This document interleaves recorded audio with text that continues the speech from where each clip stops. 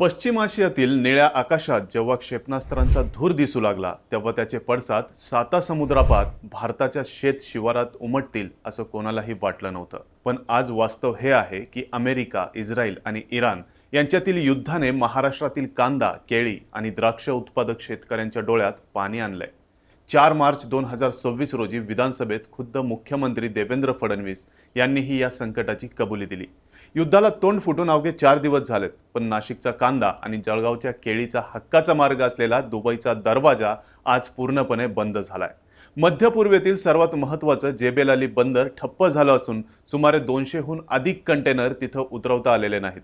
याचा थेट परिणाम आपल्या JNPT बंदरावर झाला असून महाराष्ट्रातील 300हून अधिक कृषी मालाने भरलेले कंटेनर आता निर्यातीच्या प्रतीक्षेत उभे आहेत.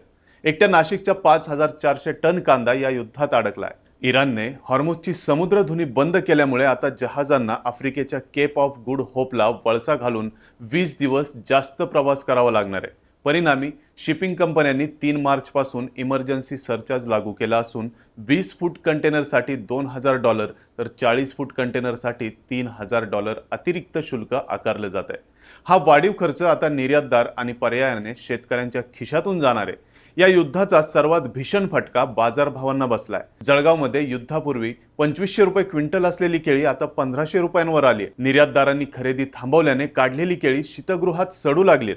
कांद्याचे भावही 500 ते 600 रुपयापर्यंत खाली येण्याची भीती मनमाडचे शेतकरी व्यक्त करतायत.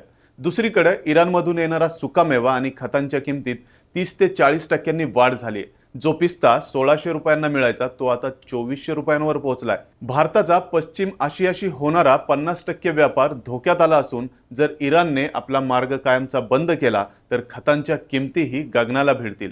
निसर्गाच्या लहरीपणाशी झुंजणारा भारतीय शेतकरी आता या जागतिक युद्धाच्या चक्रव्यूहात अडकलाय. अशा वेळी केंद्र आणि राज्य सरकार पोर्ट चार्जेसमध्ये सवलत देऊन आणि अनुदान जाहीर करून बळीराजाला आधार देणार का, याकडे संपूर्ण देशाचं लक्ष लागलंय.